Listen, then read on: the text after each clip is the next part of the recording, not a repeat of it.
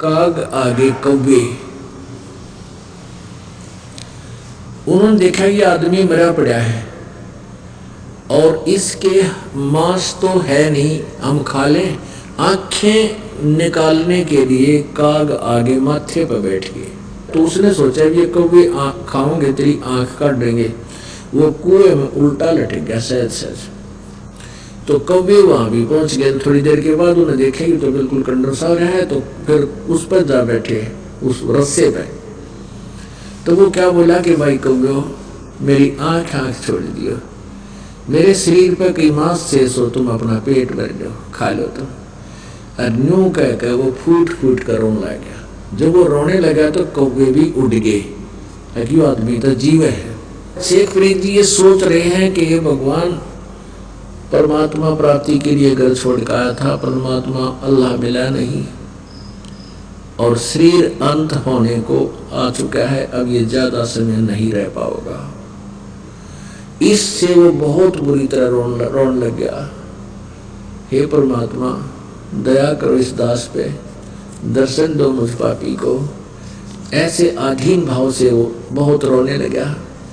उसी समय परमात्मा पहुंच गए, क्योंकि सभी आत्माएं उस अल्लाह अकबर की हैं, अल्लाह कबीर जी की हैं, जो बनारस में जुल्हे का रूप धारण करके 120 वर्ष तक लीला करके गया।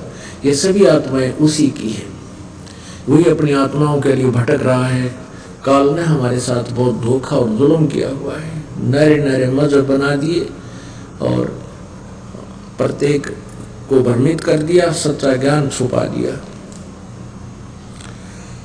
अब परमात्मा आए, कुएं पर खड़े हुए और रस्सा पकड़कर उसको बाहर निकालने लगे। ऐसे जैसे पानी निकालते, बहुत गहरे होते थे कुएं उसमें, 200, 300, 300, 400, 400 फुट गहरे होते थे। नीचे को क्या करते थे, जैसे खेतों में पाली होते थे गवाले, ये पाली होते थे बकरी भेड़ चराने वाले, तो कुछ एक शरारती होया करते, वो पकड़ के उसका रस्सा और ऐसे घुमा देते थे, अल्हा देते थे। बाबा जी फूटे जा गए तो कुएं में लाए के, तो बेचारा अपना हाथ ऐसे कर लेता था, अपना सिर बचा लेता था। वो थोड़ी बहुत देर छोड़ छाड़ कर चले जाते थे, कर लेते शरारत अपनी। तो शेख फरीद जी ने सोचा कि आज तो कोई घना शरारती आ गया और इसने मुझे बाहर ही निकाल लिया। पहले तो रस्से को हिला कर भाग जाते थे, थोड़ी देर इधर उधर हिलकर मैं सेट हो जाता था। तो जो ही परमात्मा ने ऐसे बाहर निकाला, उल्टा लटका लटका कहता शेख फरीद कि भाई मैंने तेरा क्या बिगाड़ा है, मुझे वापस छोड़ दे, शरारत ना करे। साधु संतों के साथ शरारत नहीं करते, भगवान अल्लाह तुझे सजा दे देगा। तो परमात्मा ने पूछा आप क्या कर रहे हो महात्मा जी? वो कहने लगे कि मैं परमात्मा प्राप्ति के लिए भगवान के दर्शनार्थ साधना कर रहा हूँ, तपस्या कर रहा हूँ, भगवान की भक्ति करके उसकी प्राप्ति करूंगा, उसको दर्शन करूंगा, मालिक के दीदार करूंगा। तो परमात्मा बोले कि मैं हूं भगवान और मैं तेरे पास आ गया हूं। अब ये जो अज्ञान थ्योरी है, ये हमारा ज्ञान अज्ञान जो है ये फिर आगे अड़ जाता है, ढीठ बना दिए इसने हम उस अधूरे ज्ञान में। अब शेख फरीद ने क्या सुन रखा है मुसलमान धर्म के सभी संतों से कि परमात्मा निराकार है, बेचून है, वो दिखाई थोड़ी देता है, वो कभी किसी ने उसके दर्शन नहीं होते। शेख फरीद जी ये शब्द बोला। परमात्मा बोले भले पुरुष, एक तरफ तो आप कह रहे हो कि मैं परमात्मा के दीदार के लिए, दर्शन करने के लिए साधना कर रहा हूं, और दूसरी तरफ आपका सिद्धांत क्या है, आप बता क्या रहे हो और कर क्या रहे हो? आप कह रहे हो भगवान निराकार है, वो दिखाई थोड़ी देता है, और उसके पाने के लिए आप ये इतने डले ढोरा, इतनी साधना कठिन कर रहा है। नो तो सोच ले भले पुरुष, तुम कह क्या रहे हो और कर क्या रहे हो? ओ तेरा गजब भैया, इतनी सी बात थी। अब शेख फरीद के मन के सारे सक्रिय सीधे हो गए, वो सारे लेंस सीधे हो गए कि जो उल्टी आंट पकड़े बैठा था उसने न्यू के न्यू चरण पकड़ लिए, उल्टे लटके लटके। ये सोच लिया कि ये अल्लाह नहीं है तो अल्लाह का जानकार अवश्य है। भाई सच्ची बात है कि हम परमात्मा के दर्शन के लिए सारा प्रयत्न कर रहे हैं और परमात्मा को निराकार बता रहे, दर्शन के कराएंगे, डरे ढोल लग गया। तब परमात्मा कबीर जी ने कहा, बच्चा भगवान मिलेगा उसके विधिवत एक विशेष विधि है, और ऐसे भूखा मरने से, हठ योग करने से परमात्मा प्राप्ति नहीं होती। तो पहले कुछ फल खा, आहार कर, थोड़ा खा ले, तुमने बिल्कुल छोड़ दिया। 1.25 मन अन्न 12 वर्ष में क्या मायने रखता है। अब आहार कर और जैसे मैं बताऊं ऐसे भक्ति कर। तब उसने परमात्मा कबीर जी ने उनको उपदेश दिया। उस प्यारी आत्मा ने सच्चे दिल से उसकी श्रद्धा से मालिक की भक्ति की। तो फिर परमात्मा ने, कबीर जी ने उसको कुरान शरीफ में बताया कि ऐसे ऐसे। उसमें लिखा है कि वो परमात्मा कुरान शरीफ सूरत फुरकानी आयत नंबर 52 से 59 में आपका कुरान शरीफ ज्ञानदाता किसी अन्य अपने से और सुपीरियर सर्वशक्तिमान सर्वश्रेष्ठी रचनहार परमात्मा अल्लाह के बारे में बता रहा है। और उसने 6 दिन में सृष्टि रची, 7वें दिन तक पर जा बैठा। उसकी खबर वो तुम्हारा अल्लाह नहीं जानता जो कुरान शरीफ का ज्ञान दे रहा है। उसके लिए उसने ऑप्शन छोड़ दिया, कोई बाखबर यानी तत्वदर्शी संत बताएगा, उससे पूछो। वो तत्वदर्शी संत मैं हूँ। तो ये तो जचगी शेख फरीद का कि सचमुच, क्योंकि वो पढ़ा करते थे उनको, तो उसी समय नाम ले लिया सबके लिए। जैसे परमात्मा ने बताई वैसे करने लगे। फिर उनको मोक्ष अधिकारी बनाया परमात्मा ने। तो कहने का भाव ये है, गोरख से ज्ञानी गणे और सुखदेव जति जिहान, सीता सी बहु भारिया संत दूर स्थान। संत के घर दूर हैं, संत का घर दूर है। और देखो शेख फरीद जी का पहले वाला गुरु कितना सिद्धि युक्त था, आंख भी ठीक कर दी। तो ऐसा चमत्कार देख के कौन हिल जाए। उस गुरु जी को रहते न सोचे तो भगवान उतरिया है, और वो था काल का दूत। काल से सिद्धियां साधना करके हठ योग करके बैटरी चार्ज कर ली, और वहां उसको बांट बूट के अपना नाश कर लिया, अनुयायियों को भी भ्रमित कर गया। अपने आत्माओं, आप कितनी पुण्यात्मा हो। उस एक एक प्यारी आत्मा को सच्चा मार्ग पर लाने के लिए परमात्मा ने किस किस प्रकार खड़े करने पड़े। उन्होंने सारे डले डोलिए जो परमात्मा उनके पास गए, उनको वही रास्ता बता जो आज दास आपको बता रहा है। आप कितनी पुण्यात्मा हो कि उनसे, उन संतों से भी आप अधिक पुण्यात्मा हो जो आपको आज सहज में भगवान मिल रहा है। आगे फिर क्या बताते हैं, सुल्तानी मगन बैराग में जिन तज दिया बलख बुखारा। सुल्तानी मगन बैराग में जिन तज दिया बलख बुखारा।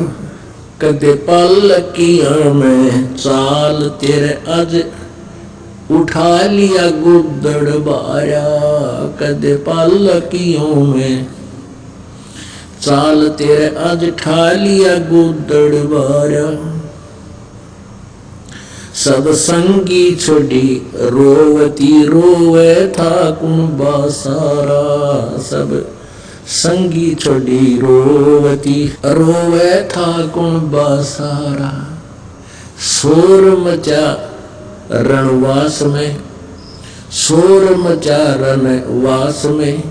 न देखा पीछा फिर के, न देखा पीछा फिर को, न देखा रे पीछा फिर को। लगी का मार्ग और है लग चोट काल जा करके। लग चोट काल जा करके, लग चोट काल जा करके।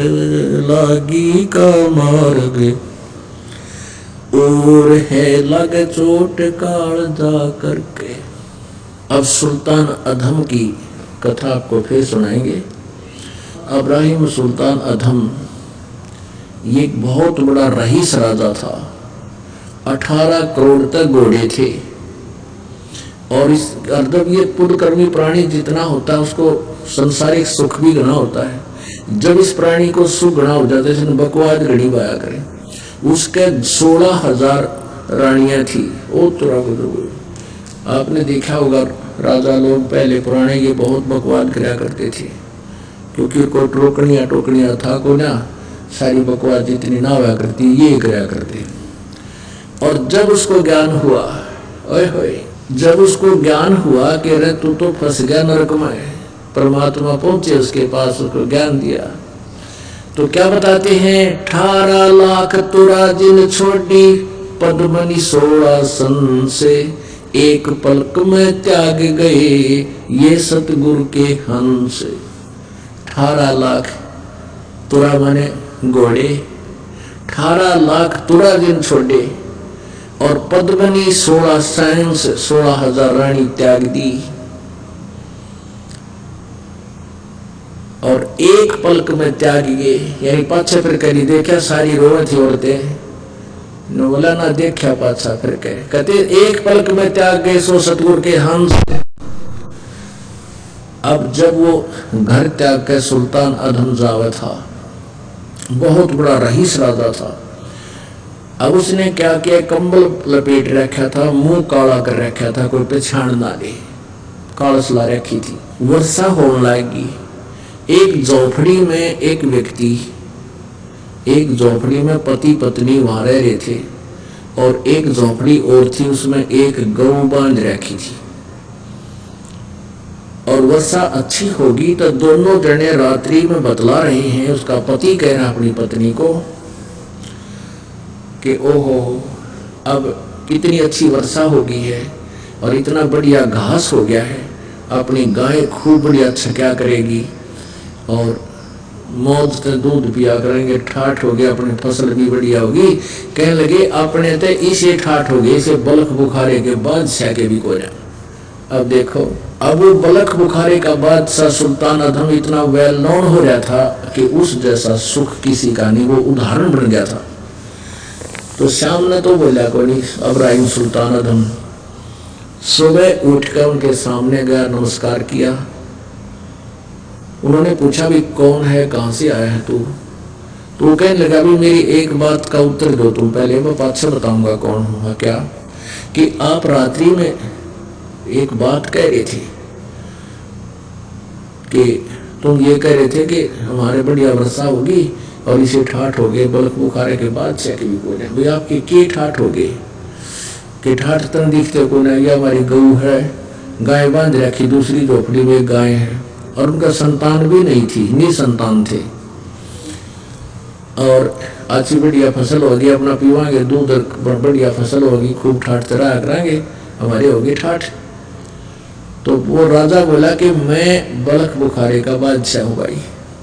पूरा ज्ञान समझाया, पहले तो ज्ञान समझाया, साधु संत सा दिखा था, काले कपड़े ने एक कमर सा बांध रखा, जैसे एक चादर बांध लिया करे, काफी ज्ञान समझा भाई भक्ति करनी चाहिए, परमात्मा का नाम लिया करो, ये तो कुछ दिन का खेल है या कोई नहीं रहा, एक दिन मृत्यु हो जाएगी, सब कुछ ही रह जाएगा। तो वो कहने लगे अपना काम करे, हमने घना शिक्षा की जरूरत कोई ना। कहने लगा मैं बलख बुखारे का बादशाह था। वो सुल्तान अधम कहने लगा कि मैं बलख बुखारे का राजा हूँ और मैंने पता लग गया भाई भक्ति बिना गुजारा नहीं, ये तो झूठा जाल है सारा, और आजा तेरे को भी गुरु जी से नाम दिला दूंगा मैं। अब वो व्यक्ति बोला मैं पहली तो मेरे बात यह दस्ती नहीं कि तू बलख बुखारे का बादशाह होगा से, और जब तू बलख बुखारे का बादशाह तेरा राज छोड़ दिया तो तेरे कैसा बोली बूझ नहीं, तेरे जैसा मूर्ख नहीं से ठाठने छोड़ेगा। अगर मुझे क्या शिक्षा दे तो अपना काम कर चल। अब वो जबकि वो उन राजा दिखा था, तब इब्राहिम सुल्तान ने क्या कहा वहां पे, एक रंडी ढंडी नात जाए एक औरत को, और ढंडी कहे गाय को, एक रांडी ढांडी ना तुझे ये नर कहिए काग, और भाई बलक बुखारा त्याग दिया थी कोई पचली लागे। ये तो एक गानी छूटती, एक औरत में ठाठ मान रहा है और हमने बलक बुखारे के ठाठ छोड़ दिए। ये हमारे कोई पिछले संस्कार थे, परमात्मा की हम पर रजा होगी और ये कूतरू इससे मुड़ जा पड़ा है।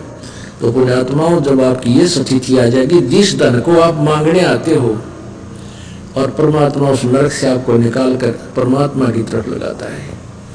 अब पुण्यात्माओं, परमात्मा दूर नहीं है, तो उसके ऊपर समर्पण करके लगता है। बलक बुखारी बादशाह का जाकर जंगल में बैठ गया, वो जो घर छोड़कर शाम तक उस आहार मिला नहीं, सुबह रात भी होगी, सुबह सोचा है अल्लाह आपका दास भूखा मरेगा। आकाश मार्ग परम पिता परमात्मा, सारी सृष्टि के रचनहार, कुल मालिक, कबीर देव, कबीर साहब, ये वो परमात्मा है जिन्होंने सर्व ब्रह्मांडों की रचना की। ये वो भगवान है जिनका कोई माता पिता नहीं है। ये वही परमात्मा है जो सन 1398 विक्रमी संवत 1455 ज्येष्ठ सुदी पूर्णमासी को अपने सतलोक स्थान से, सनातन परम धाम से गति करके चलकर वहां से बनारस में, काशी शहर में एक लहर तारा तालाब में विकसित कमल के फूल के ऊपर शिशु रूप धारण करके विराजमान हुए थे। इनके प्रत्यक्ष दृष्टा एक अष्टानंद नाम के महर्षि थे।